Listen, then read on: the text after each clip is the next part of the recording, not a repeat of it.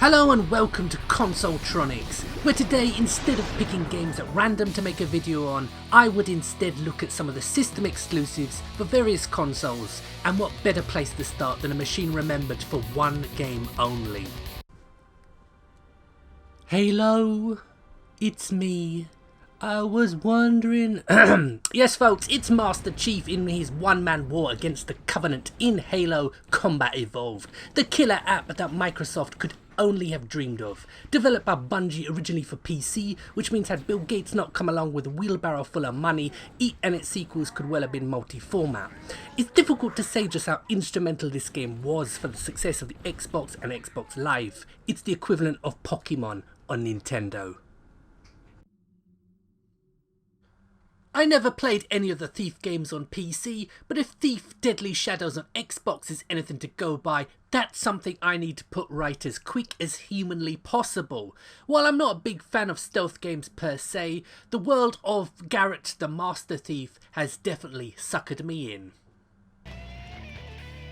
I am a massive fan of Japanese role-playing games, but stick a Western RPG in front of me and I will more often than not run for the hills. Having turned my nose up at this game since I got it years back, this is my first time playing it, and I have to say, it's nowhere near as dreary or text-heavy as I feared. Matter of fact, I think I will finish this game.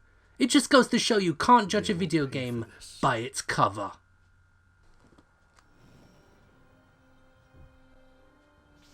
As with Kingdom Under Fire, I have kept my distance from most Star Wars games because I'm just not that into it. But all of my friends played Knights of the Old Republic, and to this day they tell me it was the game that made them realise they would be gamers for life.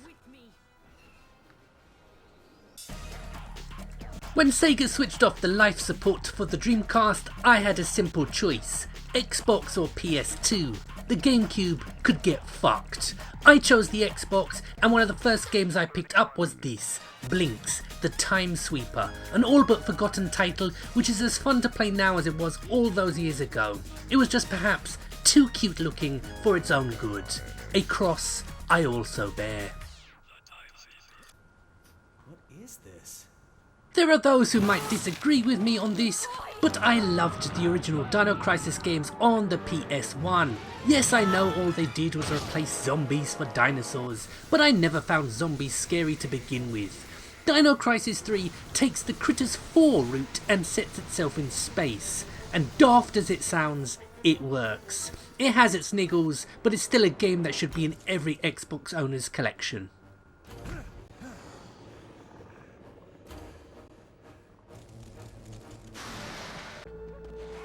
You know, this game just about sums up its publisher Sega in a nutshell. Instead of releasing this incredible game on Dreamcast, they gave us the boring and underwhelming Shenmue, the game most directly responsible for the Dreamcast's demise. Sod Shenmue 3, it's OTOGI 3 I crave.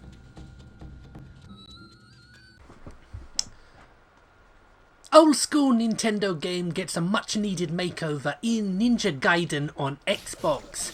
Just as difficult as its 8-bit predecessor, but it's easily one of the best looking games of its era, as you control Raya Hayabusa doing what revenge seeking ninjas do best.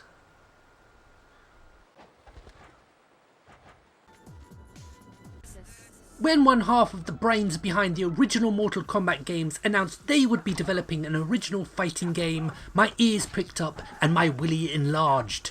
Unfortunately, what we got was a pathetic button basher with no charm or playability at all. This is one game best left forgotten. Sega Saturn owners, make some noise. The on-rails shoot-'em-up par excellence, Panzer DRAGOON has returned, after its brief foray into RPG land.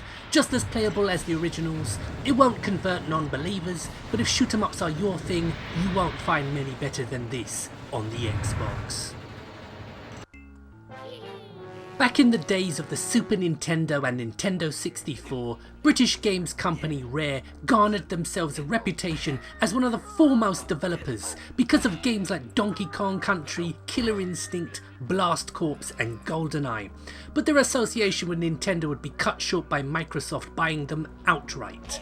All of us gamers thought it would only be a matter of time before that Rare magic would be unleashed, now that they were no longer constricted by Nintendo's kid-friendly policies. Unfortunately, we're still waiting, and Grabbed by the Ghoulies here is probably the best work they've done in years. But that's not saying much. And while the collection of titles in this video is pretty random to say the least, I thought I'd save the best to last, with my favourite game on the Xbox, Dead or Alive Extreme Beach Volleyball. Now for all you prudes and idiots who make the mistake of trying to intellectualise the throwaway entertainment that video games are, DOA Extreme and the fighting series that spawned it are not real.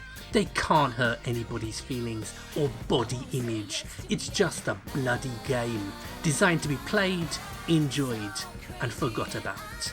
And with that off my chest, I'm bringing the video to a close. I know there's lots more games I could have shown off, but if you'd like to see me do a part 2 to this video, I'm more than happy to, so let me know. Anyway, my name's Gray, you've been watching Consoletronics. I'll have some more videos up soon, so thanks for watching and goodbye. Crazy about